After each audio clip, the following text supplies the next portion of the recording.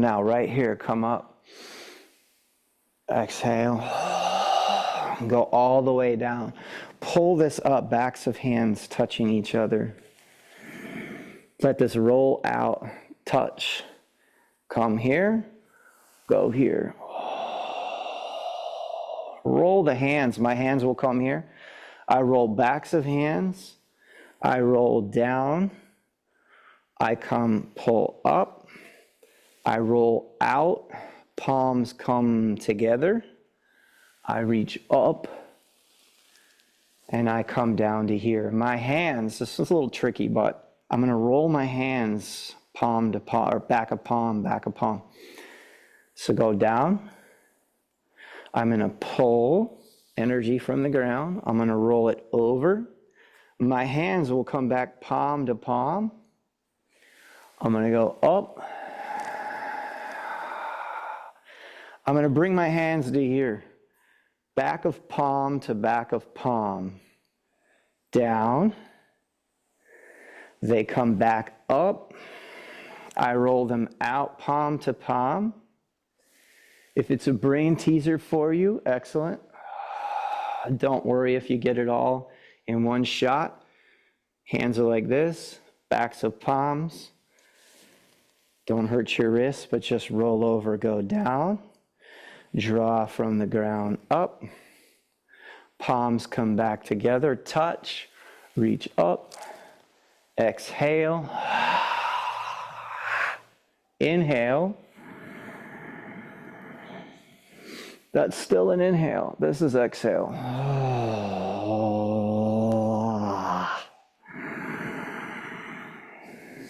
That's all inhale. That's all exhale. Come back up, waterfall.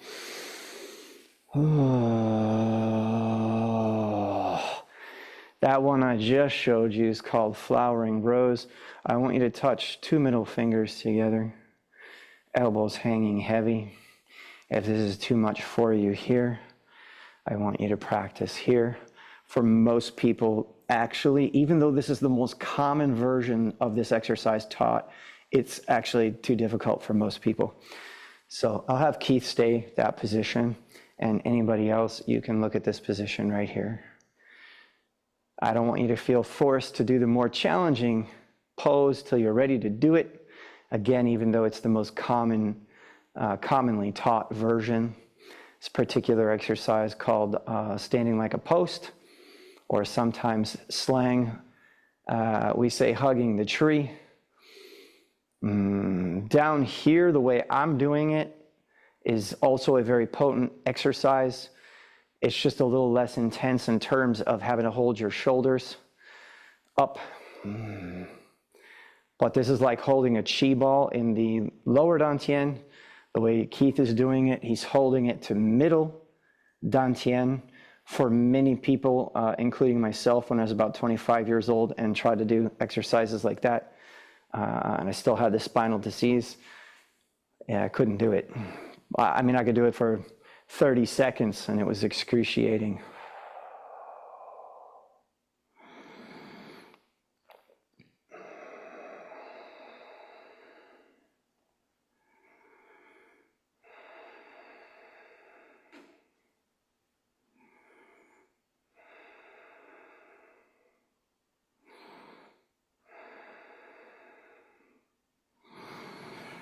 Now, if you're holding middle dantian, just keep holding middle dantian. If you've been holding lower dantian, I briefly want you to go to middle dantian. So you'll go from lower to middle, just briefly, unless for some reason you can't even do it briefly. Then everybody with an inhale, hands go to the sky. Exhale your breath, let your hands come down. Light touch. Drop your weight, hold yourself, let the hands just completely go to the side. Just hanging here. This is a form of standing tree meditation. Earlier we did a similar practice with the armpits opened up, the hands away from the legs, etc.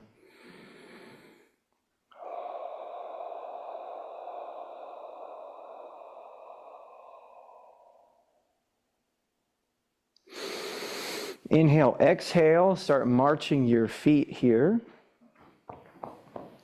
And kind of tap them lightly on the ground, but this is a form of massage. If you really want to stimulate the acupuncture points on your feet, get one of those pokey little mats, acupressure mats that they have. Make sure it's not too pokey. And then you can actually walk on this with the little knobs and so on. It'll stimulate the acupuncture points on your feet, which on the foot, on the ears, literally the different points that are on the ears and on the feet represent points all over your body, including the whole organ system. So it is a good way. And also on the bottom of the feet, we have chakra centers. And so by doing this, it helps us to get grounded. It helps us open up these chakra centers. And now check it out. When you stand here in your standing tree meditation, you might actually experience right now a little bit more of an effect than what you were experiencing a moment ago. Why? Because the energy is going to flow. This is ideally what happens. It flows from the feet. It's going to come up through the ankles, the knees, the hips, and start filling lower dantian. But for a lot of people, it's going to get blocked right there at the feet. So by doing that exercise that we just did, marching, and then stopping,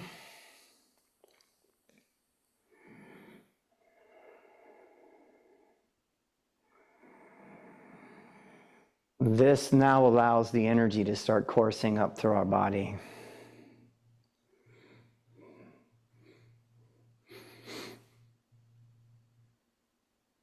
If you find yourself yawning like I am right there, it's a good sign of getting out of freeze state and any degree of extra healing, because your yawning experience is a sign of turning on the parasympathetic rest and digest system.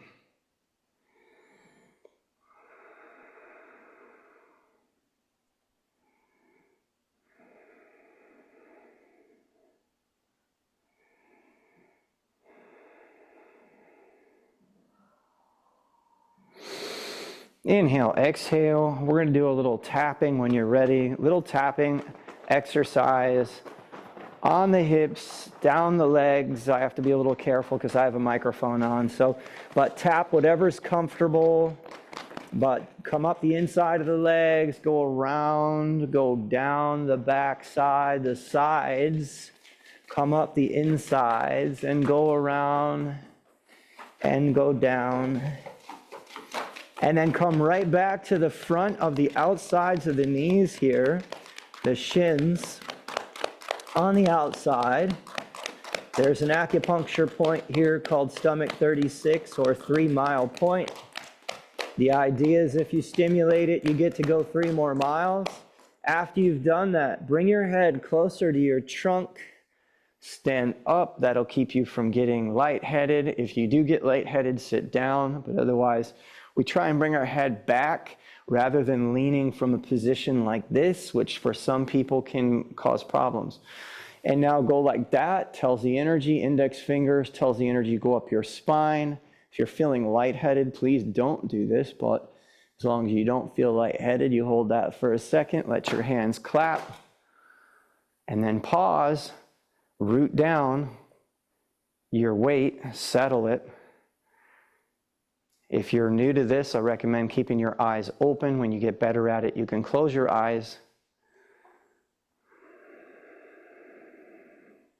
And that right there might give you your best standing tree meditation yet of the day.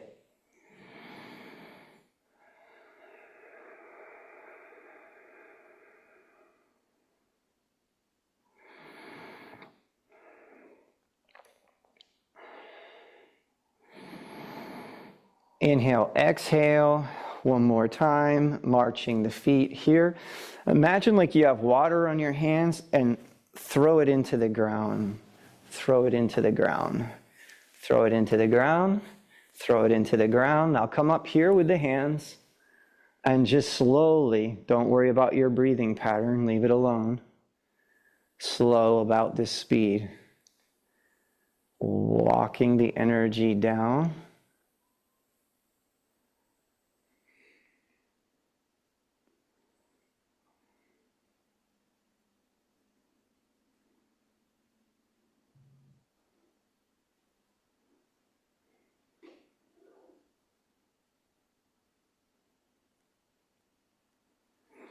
Put your left hand out to the side. Take your right hand. We're going to do a slow motion version of this one. This one's called Bringing Up the Sea of Qi. So I'm leaving my breath alone. And I'm just walking very slowly my hand up toward my face, up toward my forehead, about this speed.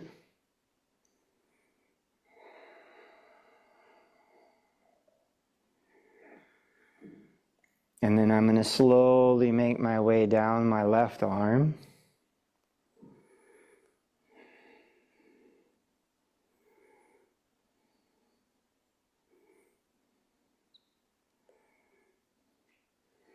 I'm going to bring this other arm over here and I'm going to start slow motion with my other hand.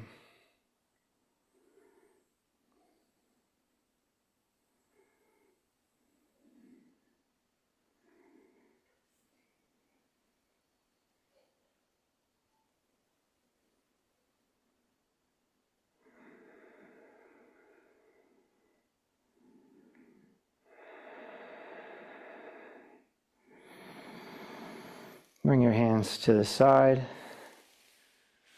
Go out like this. Imagine a bubble around your body. We've been working inside that bubble the whole time. When we went here and we went, actually we did it the other way. In this one we did waterfall here, right? Waterfall went this way. There's another exercise called Wei Qi. It goes back out this way. Either way, I want you to notice we're tracing a bubble, so let's put the two of them together. Here's waterfall. In general, this is waterfall. In general, this is Wei Qi. Waterfall, strengthening the bubble. Wei Qi, strengthening the bubble. Waterfall. Wei Qi.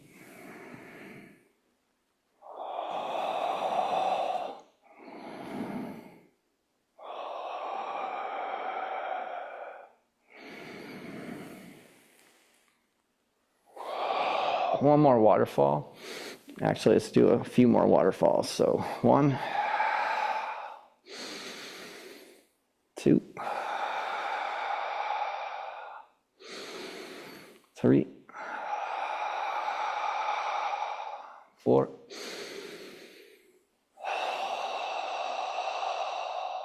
5.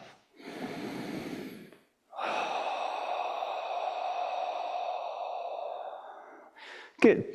Relax, have a seat, get a sip of water. Couple of notes I'll make on the waterfall there before I share some other things with you. So when you're practicing waterfall, actually, I'm going to get my water bottle to give you a little demonstration of what I'm talking about.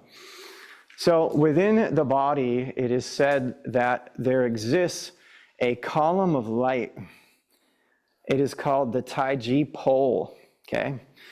The chakra centers, the dantian, sit on this pole.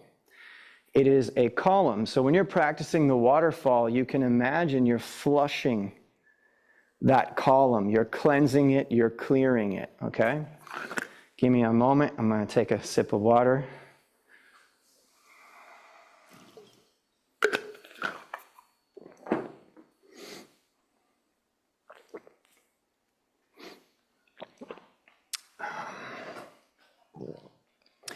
All right, so we're going to do another, say, whatever. We'll see how it lands, but roughly 15-minute round here.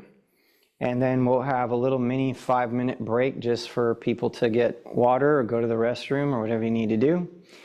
And for me to go fix my hair, make sure I look good for you all. Anyway, I put on my makeup, do my makeup, and I think the lip gloss is kind of wearing off.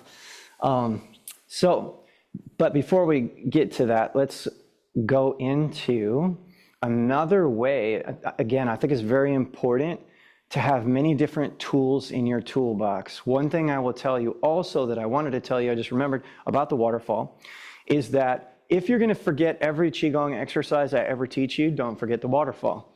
If you're going to ask me, what's the one exercise, David, that I should remember that's going to carry me through the rest of my life? Waterfall. Well, what do you think I should do at the feet of my grandmother's bed who's transitioning? Waterfall. What do you think somebody in my family is not feeling well? I'm going to stand next to them and like do some type of medical Qigong clearing technique. What technique do you think I should remember? Waterfall. So I plan on going down in history as being remembered for waterfall. So because there's no contraindication to this particular exercise. There are other exercises that I would highly recommend you have in your toolbox because they access things in different ways that can be helpful for you. One of the things that differentiates Qigong and medical Qigong tends to be more specific. We have specific exercises to work with certain organs or organ systems or meridians, etc. And but in terms of a general rule, and also as an excellent exercise to build your field, which is what we were just talking about, right? And also building up your strength, staying grounded. Anyway, waterfall is excellent for all of these things. So even if you're like practicing our 21-day Qigong challenge, for example, and you don't remember all the exercises yet, and then you go to a party or something, or it's Thanksgiving's coming up, and people are, if your family is stressed out like mine used to be, the family I grew up in, then you would want this, there's David, he's out there doing something with the trees again, because I would be outside practicing with the trees because it was kind of stressful inside. But anyway, if you have a family like that as well, I love them dearly, but sometimes you got to go outside and be the weird one and go practice that weird thing. He's doing that weird thing again. But you know what the funny thing is when you look back and you see like 3 of them through the glass and they're all like, they're half doing it. Like it causes them to they're like, what is he doing? Anyway, so don't forget the waterfall. All right. So you might also, from this particular program, and I've shared it in some others, but wherever you're catching the information, also highly recommend this. Stress. We talked about it from one side, but let's talk about it from another angle for a moment. Stress in and of itself, is it like really bad? No, it can cause you to become what? Stronger.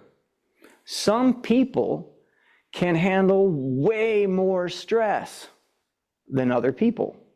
Other people can only handle a little bit of stress, and then they lose it. So I could teach just on this subject all weekend long. Why is it so important? It's called resilience. Your own resilience. Your ability to be with uncomfortable pressure from the inside or the outside or both. And where is it that confidence is birthed except through some degree of failure followed by recovery? That's where you really build confidence. So whatever struggle maybe you're going through in your life right now and you think to yourself, I can't handle it, one of the things that I've learned is that if life throws you something, you can handle it. And life is this is one way of thinking about it. Life has more confidence in you than you have confidence in you. And so life is saying to you, step up to the task, step up to the challenge. Now, we can't always do it. We might not exactly be able to do it. We might not be as graceful with it, whatever the thing is. But over time, your resilience becomes stronger. This is also true, so it's in true like as a general rule, but then it's also true in terms of your Wei Qi, your protective Wei Qi energy to keep things out. This, in other words, Wei Qi in Chinese medicine essentially means protective energy. It means keeping out things like too much heat, cold, dampness, wind, elements, essentially, that can get into your system. Happens around fall. That's why people end up with a few more colds or different things. There's different temperature changes. Everything's changing around us. Anyway, the stronger that our Wei Qi field is, the more that we can surf those waves. This is also true with being around any form of negativity, like could be you're on a bus with some people, or you have to travel, or like whatever's going on, or your family, or whatever the thing is, or your clients. Building a strong Wei Qi field will keep your stress down. Once again, why? Because your reserves are up. Your resilience is up. And then over time, the other seed that I gave you, I'm just reiterating it one more time because I probably won't pick it back up today. So I'm going to give it to you one more time. Hopefully you catch it. That these things that are being given to you in your life, it's not like, you know how like a lot of people, and I lived there once, where I'd go like, oh my God, like why did I deserve this? Or why do I deserve this? Or why? Now it's like, all right, bring it. What do we got? Because whatever is coming to you is that opportunity for you to overcome. And psychology is so, if you've read my book, you'll know. I weigh very heavy on psychology in that book and in all of my teachings. Psychology is huge. Grew up, you guys have heard me say this for some number of years. I grew up listening to Tony Robbins and different things. And so I was a fan from the time I was a kid, even though I haven't been to his programs and so on. I'm too busy doing my own thing. But I'm a fan of what he does and what he's teaching and so on. And for example, he'll say psychology is 80% to his business people. Psychology is 80%, strategy is 20%. I feel in many ways the same with how I teach you all Qigong. If you don't have the right psychology to go with your Qigong, I already know what's going to happen to it. I've been in so many martial arts schools and Qigong schools and have belonged to so many, and I can tell you I'm the last standing of many of those schools. Do you know that? I've watched so many people come and go over 40 years. I've watched so many people come and go from those different schools. They don't train anymore. They don't practice anymore. Some of them have passed away. Some of them quit a long time ago. Some of them, anyway. So learning to develop, I can't emphasize enough to you all, work and develop your resilience. Work and develop your resistance. And if you want a practice, 2 of them, that you can put together to do that, both to ward off all this, any kind of energy, waterfall and Wei Qi. We'll do it again before we quit today. We'll do waterfall and Wei Qi again. Remember that combination, because it's build your bubble, build your bubble, build your bubble, build your bubble, build your bubble, build your bubble. Just keep building your bubble, okay? So this is important. So, all right. Before we quit for a few minutes, let's take a few minutes here. I want to give you one more practice right now. So we're going to do a brief, for me it's brief, meditation practice. I want to teach you a little bit about meditation. Qigong is a form of meditation. We have standing tree meditation, which is a still form. This could be considered a still form of meditation, standing like a post. I now want to give you a version of still meditation. I'll do it seated. Keith's going to come up here and stand next to me. He'll do it standing. So you guys can stand or sit, whatever you desire. There's going to be different things going on here. I won't get too complicated about it. You can just work with whatever one you want to work with today first. This is going to be the harder version, that I will tell you. This will be the easier version for most people. And even people who've done seated meditation for a long time, I mean like 8 hours a day, they've come and done trainings with us like this and stood, and they can't believe how Keith does this for, 40 minutes or something. They can't figure that because it's too hard. But anyway, 5 minutes of this, whatever is good, okay? All right. So whatever your position is, I'm going to sit here. I'm actually going to take my hands, I'm going to place them. You'll see in Buddhist practice, other practices, you'll see some type of holding like this. The idea here is this is lower dantian. It's like this is the vessel that you're setting on fire. And it's about becoming aware of this area that I've spoken to earlier today, lower dantian. But we also need to become aware of this area of our forehead, our frontal lobe, our third eye, okay? And initially, you can either, if you're at home, close your eyes or keep your eyes open. If they're open, just gaze. Try not to look all around. And now we come to the challenging part of this exercise. It's twofold. Be still and don't move.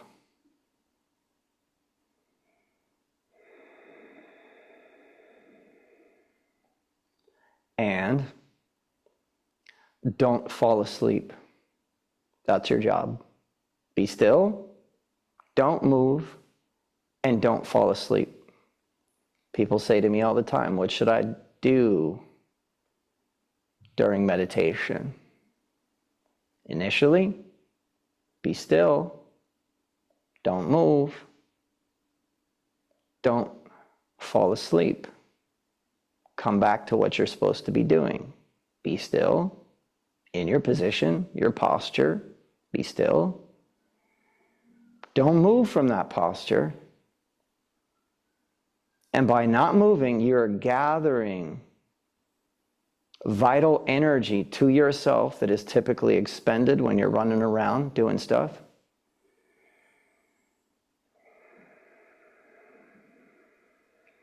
One day you may discover that you, during such practices, will develop and can develop very profound spiritual energy, awareness, and realization. But it starts with be still, don't move, don't fall asleep. Number 4, what is your breath doing? Ask yourself the question, what is my breath doing right now? Don't control your breathing, just have an awareness of your breath.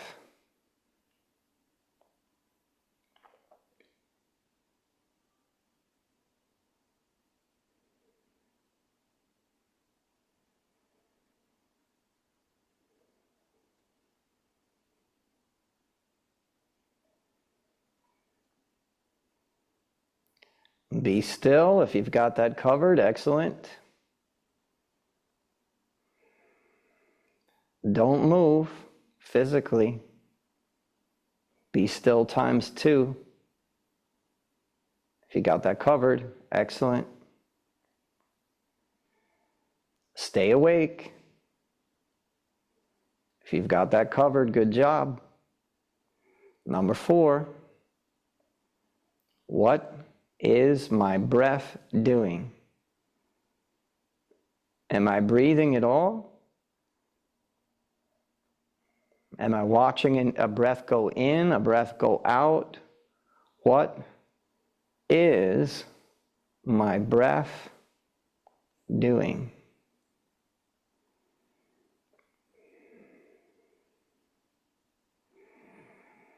Number 5, What do I feel in my body happening right now?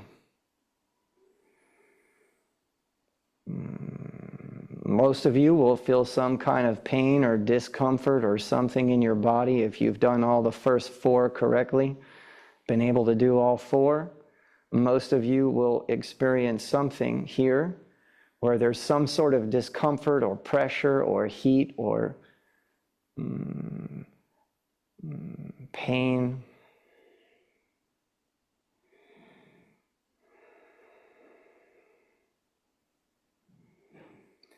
Now your job is, can I watch my breath and watch my discomfort at the same time without controlling either? I know it's a tall order, but we're going to try it. What is my breath doing? I'm not controlling it.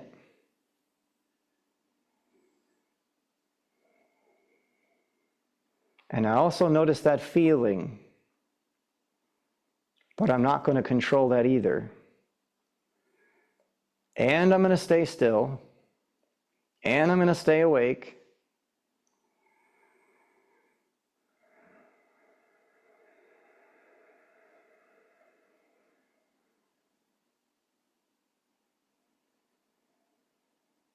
Yeah, and I'm watching my breath.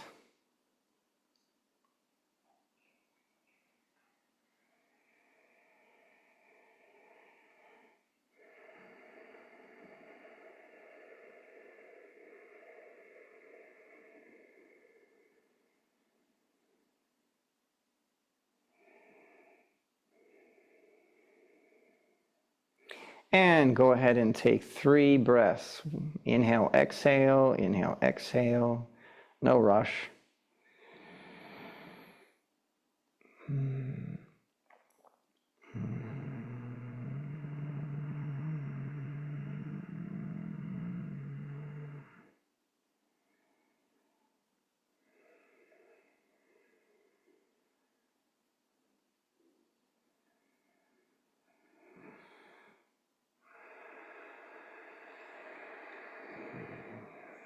And then when you're ready to move, you can slowly begin to move your fingers, your toes.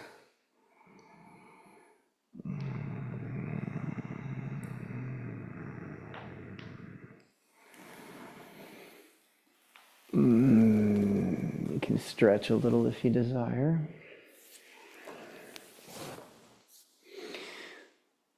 So let's just say a little bit briefly about that meditation, then we're going to have a little break, and we'll continue on with our conclusion, moving toward our conclusion, our second half, if you will. So briefly, I'll just say to you, you can make some notes on those things that I said there, but those are kind of some of the things that I've learned over many years of meditating, and they're all requirements. And to stay present, eventually, you won't have to necessarily label things. But for those of you that followed that, everybody has a different experience. Everybody's in a different place. So just trying to give everybody a little bit of a reference. So if you were somebody who had a little bit of a struggle through that, and then but you managed to get to a place where you didn't fall asleep, because some of you, I'm sure, fell asleep. I've done many programs. I watch it in real time. Some people will fall asleep right away. Which is, that's a hurdle to overcome. There's a reason for that. It has to do with spiritual awareness. It has to do with the level of energy that you have. Qigong means, as I said earlier, the skilled cultivation of qi, having more energy. If you have more energy, you have no problem staying awake there. If you don't have the energy, right away you're asleep. So we need to build up the energy so that we can have that wakefulness, because wakefulness, and I'm highlighting this, wakefulness, being awake, being able to sit there and even try meditation, it has to do with your spiritual awareness, your level of wakefulness, and a lot of other things. But that's where I'll focus on as far as the meditation is concerned. So the next piece is if you made it past that hurdle, the next hurdle that you're going to get into, you were still, you stayed awake, you're watching your breath. What is my breath doing? And now there's something's going to start to rise. You're going to feel it rise in your body, your emotional body. Did you feel anything rising in your field? What did you feel? What did you feel? Internal shaking and vibrating. Internal shaking, vibrating. Anything? Yeah, tightness. Tightness in the lower back. Lower back. Spots, yeah. So the tightness is going to rise. He's shaking, but he's practiced for some number of years now. So most of you will not shake initially. Why? You don't have the energy. So he's taken it to a level, Keith has taken it to a level where he's watching the energy. He's able to stand still. You can see it, right? He's able to be watchful. He's watching his breath, because I'm going to tell you right now, if you can't watch your breath, what starts to happen when, especially if you're standing, seated too, but it just takes a little longer. But what will happen is when that emotion starts to rise and that tension that you're describing starts to rise, listen to how even he is with it. This is somebody who's practiced for a while. This is not a brand new beginner. They don't talk like that because they're not going to experience the shakiness. They're not going to experience the energy. And what they're also not going to experience, they're not going to be able to evenly say, I feel some tension over here, da-da-da, because what happens is the mind starts to become involved in the pain in the hip. It throws the breath off. You start holding your breath. You start breathing weird. And then within a very short period of time, you're like, oh my God, I got to sit down. I can't do this anymore. So learning, the last piece I taught you there, I believe it was step 4 and 5 that I gave you, was to just, you're watching the breath. And then if you can, you're also watching that feeling that you're having. The challenge is try not to control either. And what you're going to find if you made it that far is a lot of people are going to start getting pulled to quit. Scratch your face, move your leg, just get out of here. But if you stay in it just a little bit longer, okay, and that was short, you know, and maybe we'll try it once again before we leave today. But then you might start shaking like Keith. And that's not a bad thing. That's energy coursing through your body. And wherever the energy is stuck, that's where you're feeling the discomfort. That's where you're feeling the pain. And that's where you're feeling that like gnawing for some of you, and sometimes that gnawing kind of emotion. But if he's able to be even with that, he's going to alchemize all of it. That's the beauty of these practices. 5 minutes at a time. That's all you need. It's where it starts. And some days, if that's all I got is 5 minutes, believe me, 5 minutes makes a big difference. So let's take a little break, use the restroom, get a drink of water, whatever you need to do, and we'll come back in 5 minutes. It's 11:11 by my clock, and I'll be back in 5 minutes. Don't go too far away. See you in a minute.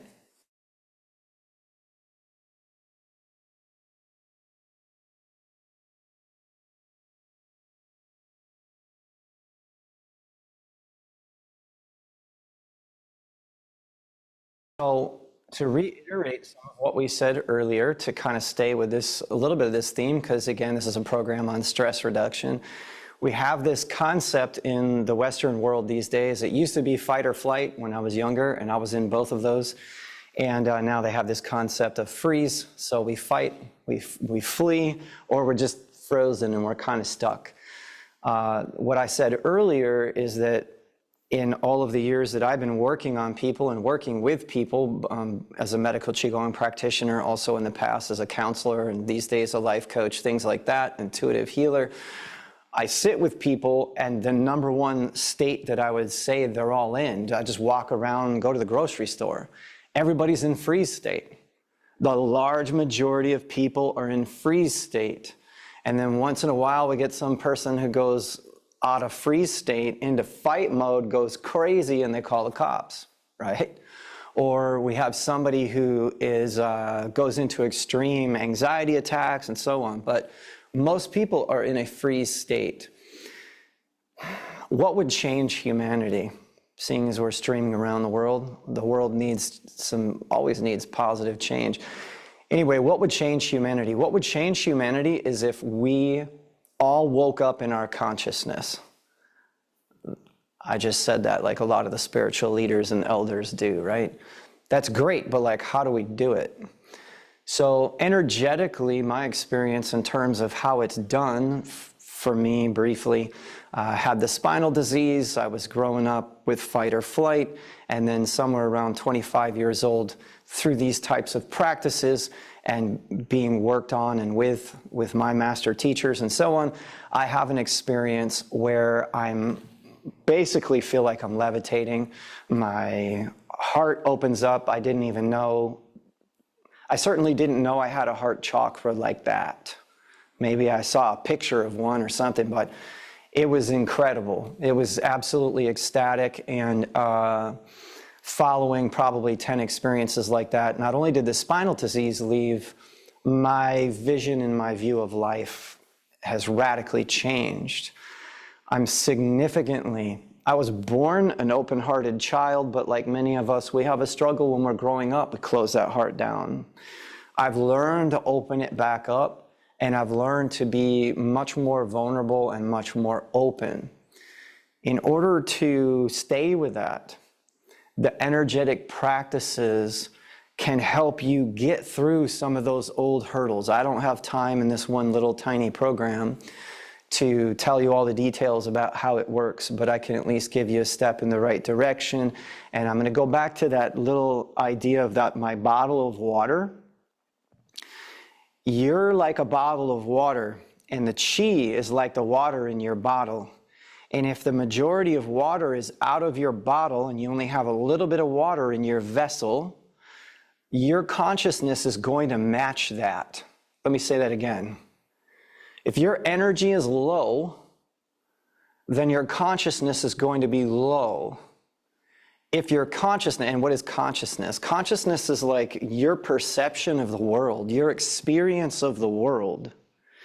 And if your energy is low, then it is impossible for you, physically speaking, speaking of physics, it's impossible for you to line up with something higher vibration, because your vibration and your level of consciousness is lower. So as you build up your own energy, your own chi, your own consciousness starts rising. Well, are there some hurdles along the way? Yes, there are. I spoke to some of them. I've already labeled some of them earlier. They're called stress, they're called fight or flight, and freeze. And one of the things that I said earlier in the program, in case you missed it, is that confidence comes from getting through some of these experiences, turning inward to the resources that live within you, within your spirit, within your meditation, within your Qigong practice. If you haven't figured this out yet, you can't solve and resolve your life just by being in this world. You have to withdraw, and if you can, power to you, keep going. You don't need this program. But otherwise, pull back, go to your cave, find your meditation practice, connect to something today that's going to make a difference tomorrow. Connect to something today. And by the way, when you connect to it today, we're going to do it again in a minute. When we connect to it today, I want you to know something. 9 times out of 10, whatever you connect to, it is going to come as a silent transmission. It's not going to come as a big booming voice in your head. It does sometimes. For me, it'll whisper to me and talk to me. But it took a lot of years before it started talking to me. There was a lot of download of silence before I ever heard words that said, hey, go left here, go right. So something to think about. All right, let's go ahead and stand back up and go into some standing practices again here.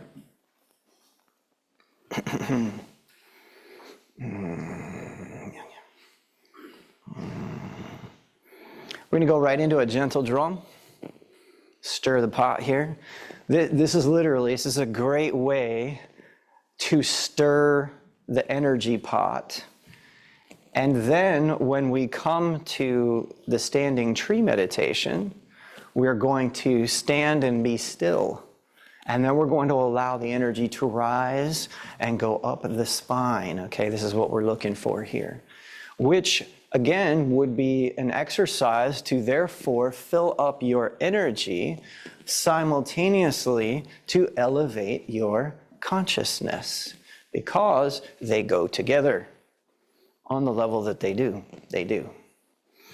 More to say about that, but for now. Exhale your breath. Every now and then, inhale your breath. And then go right from this movement. We're going to go a little bit longer, but then we'll go right from this movement to being as still as we can in a standing tree meditation. When we do that, I want you to take your mind, your attention, and do your best to put it in your feet.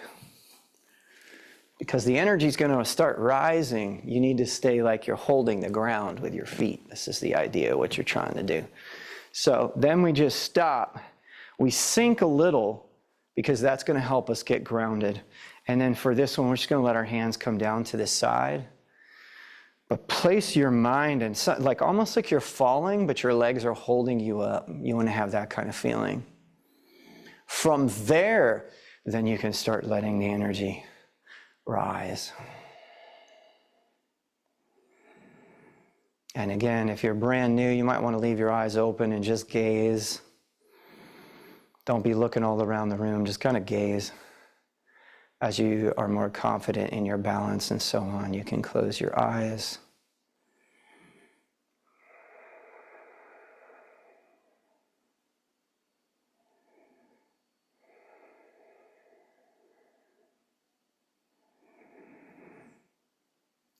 It took me years of practice. It didn't take me months personally. But you can eventually come to a place with this practice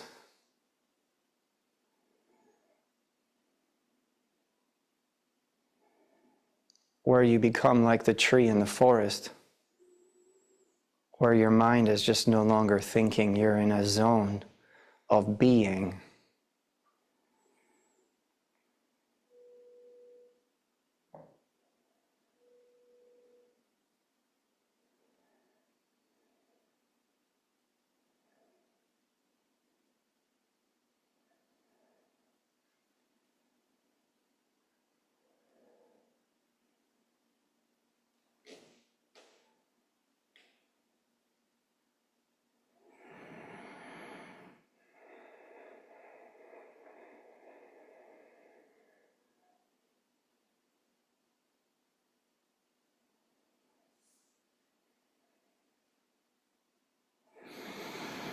Inhale your breath, exhale your breath.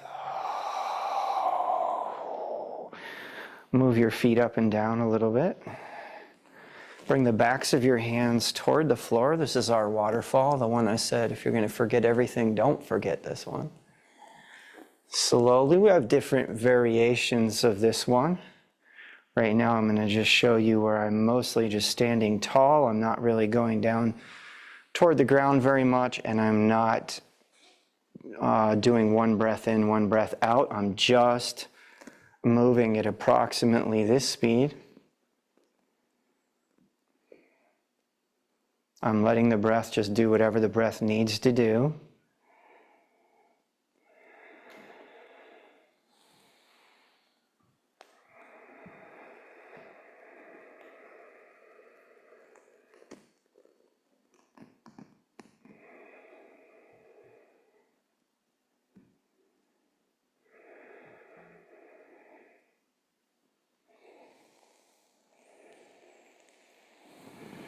Now on this one, I'm going to inhale on this movement here. I'm going to exhale on this movement here.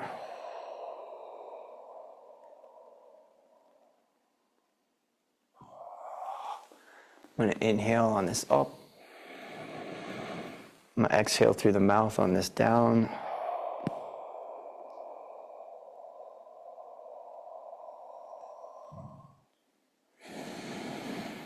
Inhale, exhale.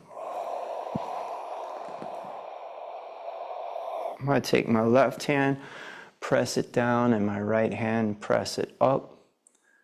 This is a movement out of the 8 brocades of silk.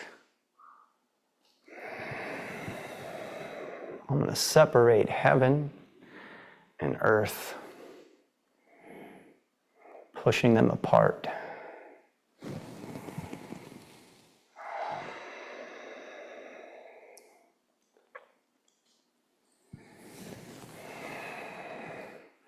If you can work with your breath a little bit on this one, as I transition, I'm going to start to inhale. I get to right about here, and then I'm going to start to push apart and exhale. I start to move, I start inhale.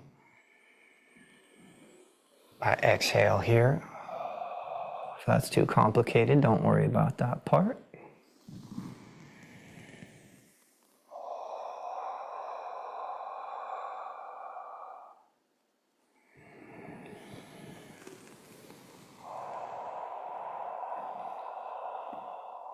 Bring both hands up to here.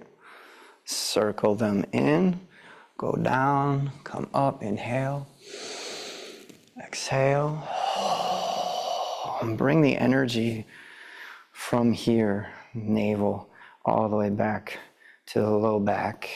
Come down the backs of the legs. Go around the feet or the outside of the legs. Come up the inside. Inhale as we're moving up. Exhale, coming down.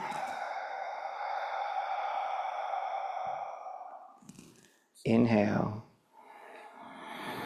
Exhale.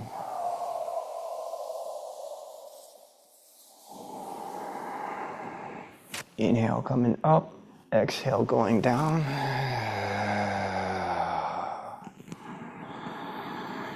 Inhale, exhale. Down the bladder meridian here, coming up inside kidney meridian, liver, spleen. Inhale, exhale.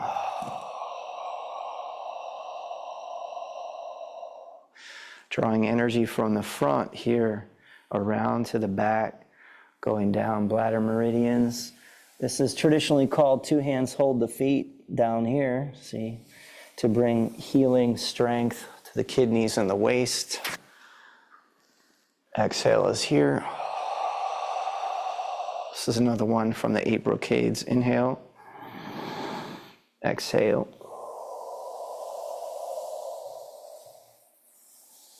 Inhale.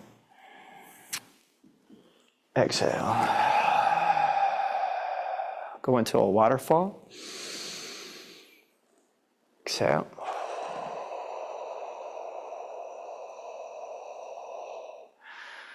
Bring your right hand up like you're holding a teacup.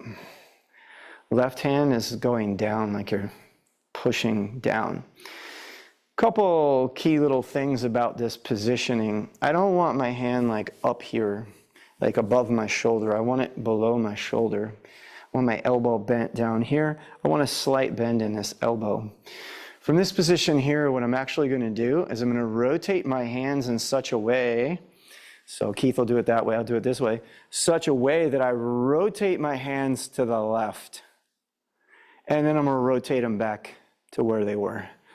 Okay? So you're going to rotate your hands to your left, rotate them back to the right.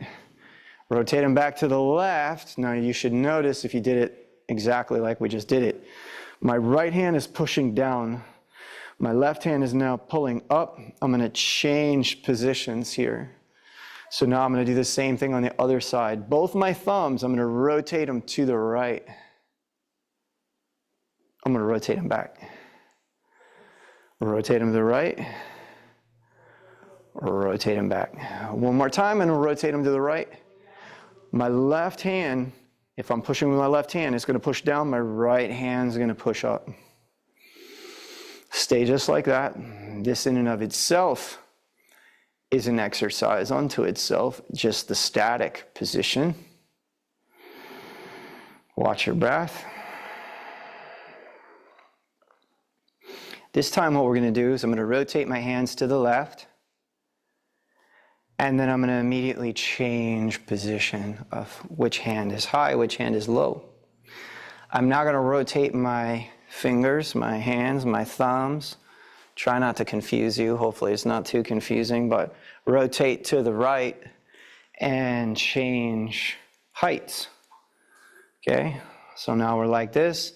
My right hand is high. If my right hand is high, we're all going to go to the left with our thumbs and then move.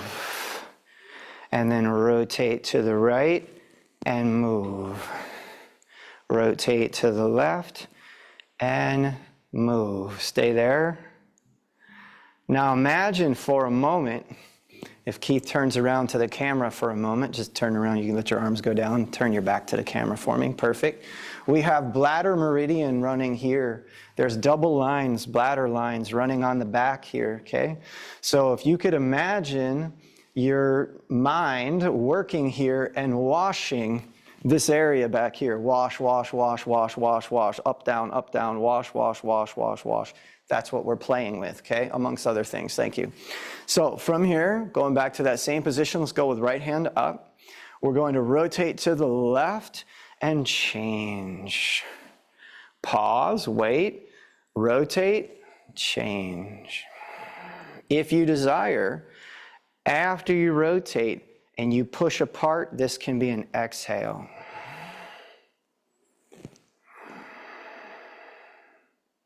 You would inhale here, somewhere in this pocket.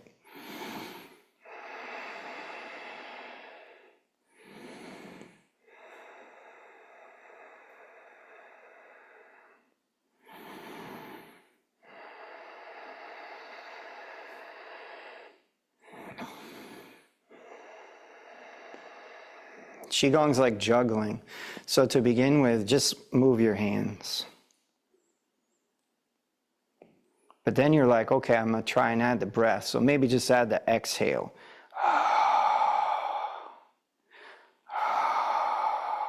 Then you're like, well, I see you're inhaling. How do I inhale? Well, easiest way to start, later it's more flowy than this, but you got to start somewhere. I would inhale here. I just inhale and then go, and then go.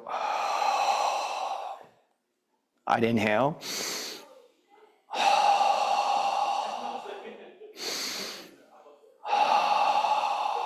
And then don't pay attention to this unless you're more advanced a little bit. If you're a little bit more advanced, then you're just inhaling in motion. That's an inhale. So you're inhaling as the hands move, and then you're exhaling. You're inhaling as the hands move, and then you're exhaling. You're inhaling as the hand is in motion, and then you're exhaling. But if that's too hard, which it will be if it's the first time you ever did it, then just inhale from this position right here, then rotate, and then exhale. Or just practice the changing. One exhale.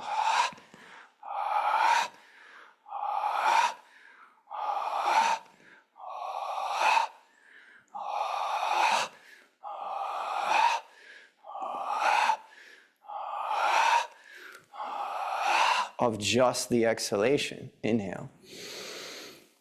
And if that was too complicated, go back to no breath at all. Just do the motion. Inhale, exhale.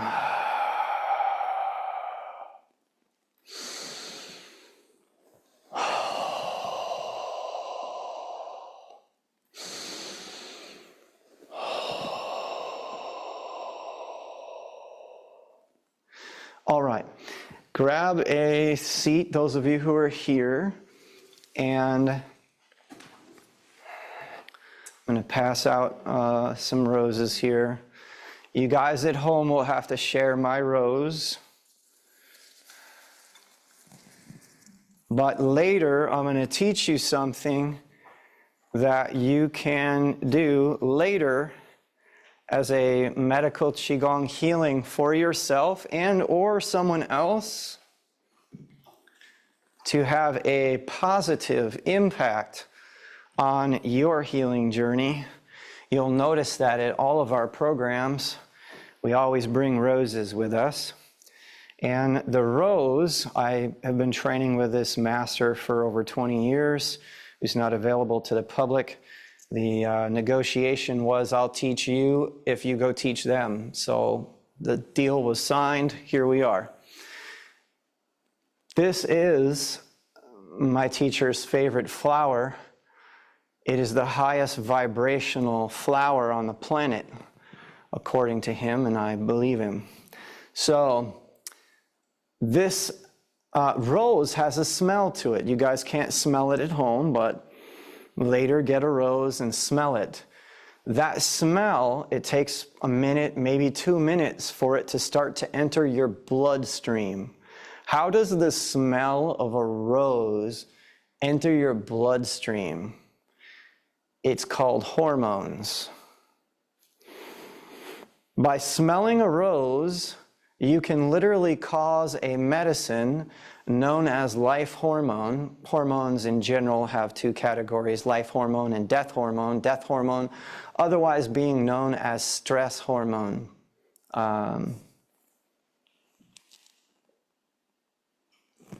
Just felt a little something, making sure that was still on. Okay, so stress hormone and death hormone, also called aging hormone. So you kind of have that category, and then you have life hormone, or what you'd think of as healing hormone.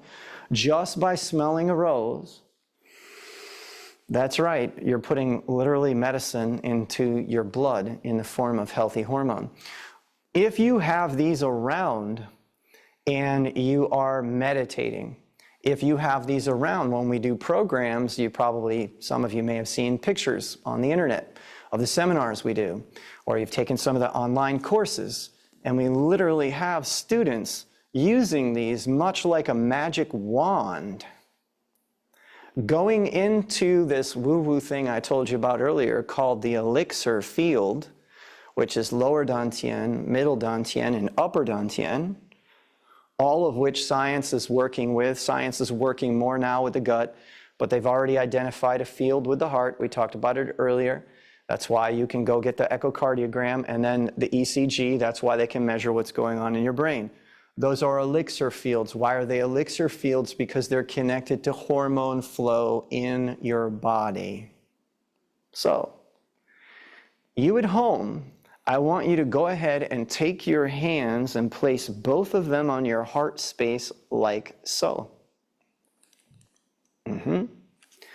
People here, we're going to do some healing work on ourselves, but we're also going to do some healing work on those people at home. You guys see what you feel at home. People here, you can hold just like you're holding, or you can do it like I'm going to do it, because either one's going to work. Here comes your heart healing, and here comes the awakening of your own heart chakra at home.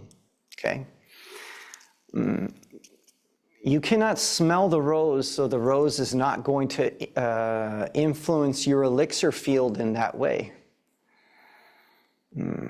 But seeing me with a rose, your mind knows exactly what that means. And it is the mind that deciphers the code of what you see in your life and turns it into a hormonal code. The hormonal code either then brings healing or something opposite to healing, depending on what you were doing, what you were looking at, what you were dealing with. A rose to the heart chakra, or opening up any of the other chakras where you feel that stagnation or that blockage, brings a healing to our collective, everyone who is tuning in. And if for any reason, some of you, I feel like I feel it, so if it's uncomfortable for you to keep holding your hands there, no problem. As long as you did it for a minute or something, that's fine. Rest your hands in your lap or something.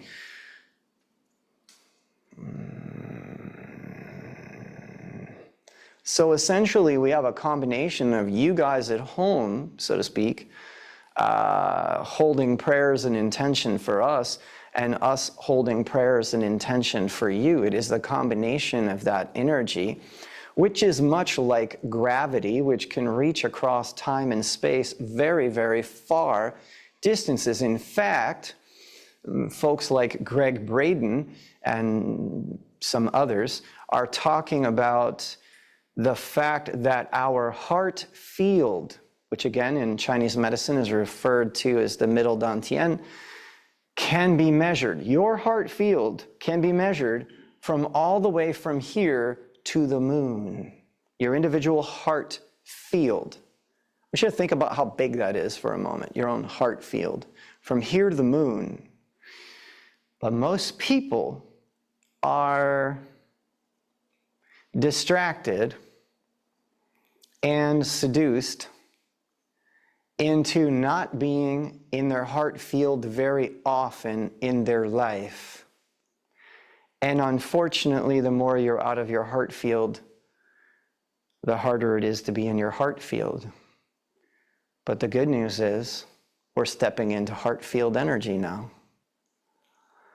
We're going to take this little medical Qigong technique, healing, one step further. I now want you to think about one person. We're going to start with one person. I want you to think about one person. And you are going to first acknowledge that you are sitting with, energetically, a bunch of practitioners who've come with powerful intentions to bring healing to themselves. And now we're going to extend that out to one person in your life. This person is going to be the biggest cherry, if you will, on top of the cake. Pick that one person who you think needs it the most. And now I want you to hold that person in consciousness. Hold them in your thought. Don't hold any thoughts or feelings of hardship or pain or anything that they might be going through. Just invite the healing circle to send energy, positive vibes to them. We're going to pause in that. Keep doing what you're doing, but I'm going to be quiet here for a moment.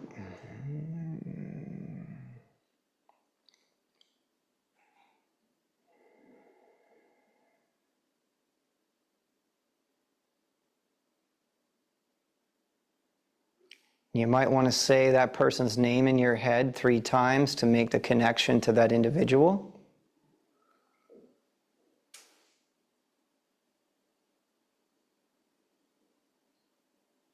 This is one way in which I connect during distance healing program.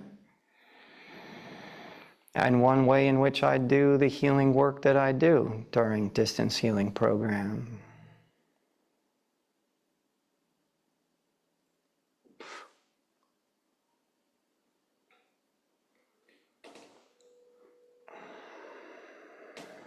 We just got a subtle expansion in the field happening in the background.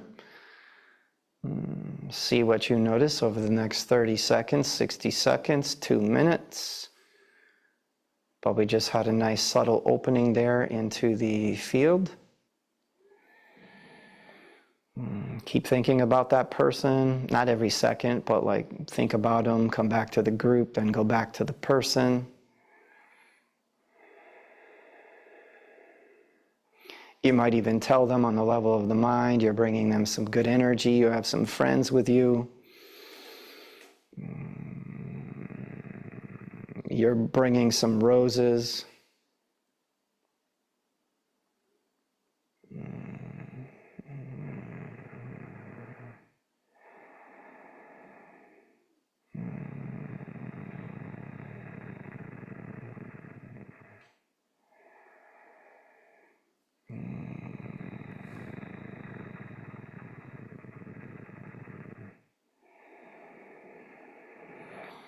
Inhale, exhale.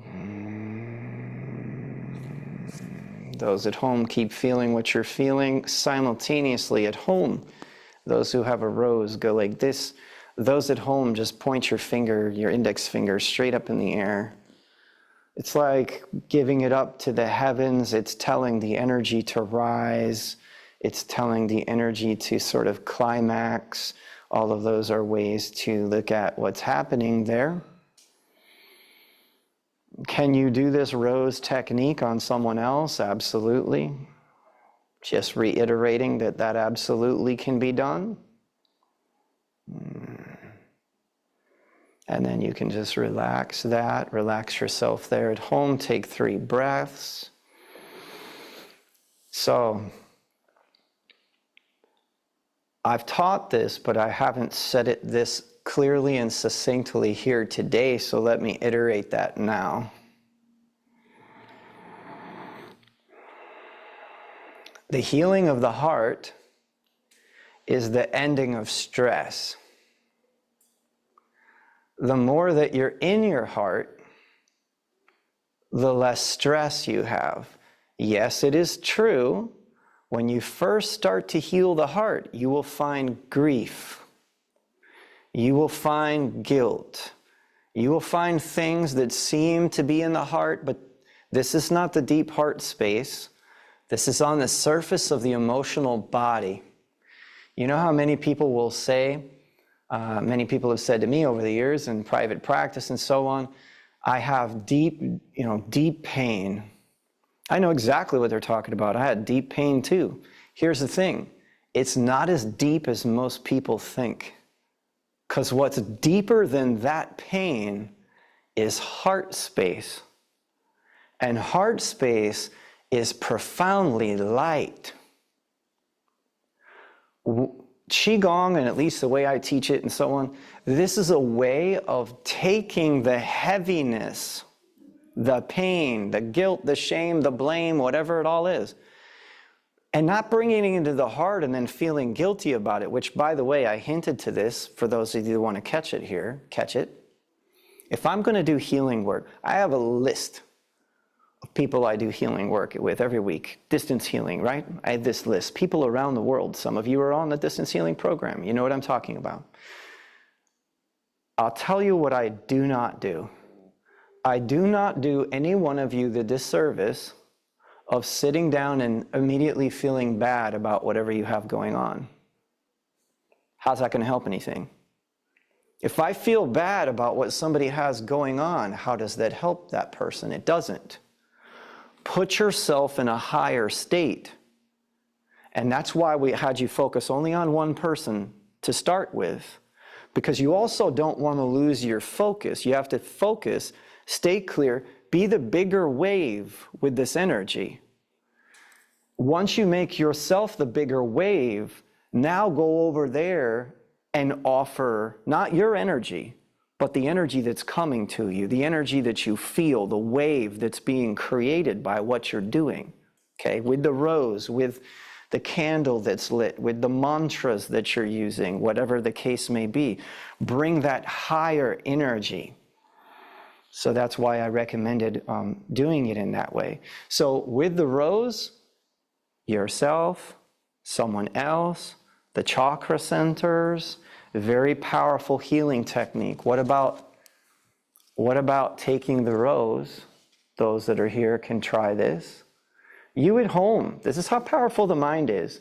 Imagine you have a rose in your hand. Hold it in front of your throat chakra.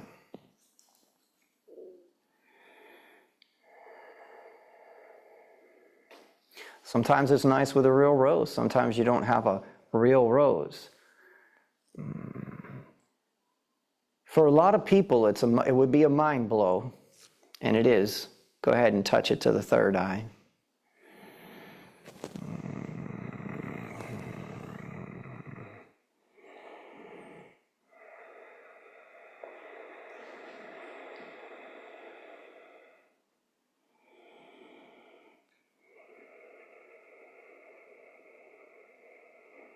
Just imagine you're doing this.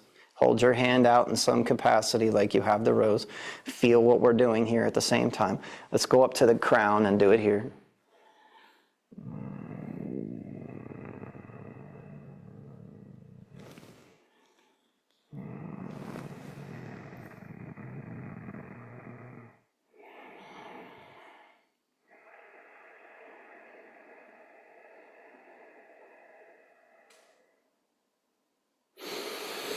Inhale, exhale. I finished with something awesome and also for some people kind of weird, especially if you didn't have the rose. Okay, David, I understand. I smell the rose. It goes into my bloodstream as a hormone. That's pretty cool. It is actually, because instead of taking the aspirin, you can go buy a rose. So that's pretty cool. But the other part that's pretty wild is, if you understand that the world we're living in, I leave you with a mind blower on the level that it is for some. If you realize that the world that we live in is your mind, the physicists, the spiritual masters, they'll all tell you you're living in a matrix. It's all in your mind. It's all happening in your mind. Therefore, everything has meaning to your mind. All Qigong practices could be explained related to meridians and so on, but guess what? This is a practice that means something to my mind. This is a practice that means something to your mind. If you're lying sick in a bed and I stand at your feet and I hold my arms like this, your mind knows exactly what this means. And is it just the mind that we're living in, or is it also that we're living in energy? It is that we are living in both. Question though, who's the boss? Who's your boss? Is energy your boss? According to the physicists, energy will respond to the observer observing the energy. But what happens to so many people who are unable to observe the energy in a meditative sense because they are frozen and asleep? I want you to think about that. Start practicing Qigong, wake yourself up as the observer, wake yourself up as the alchemist. You're the one that has the power, you're the mind that has the power to change the energy. Change the energy, you change your body. Not only do you change your body, you change all the other dynamics going on in your life, which means all the other bodies that you then come in contact with. We call that the law of attraction. Thank you for tuning in to Qigong for Reducing Stress. Thank you again to the Love, Peace, Amen Foundation for sponsoring this event. And watch it again on YouTube. Thanks for tuning in live. We'll see you next time.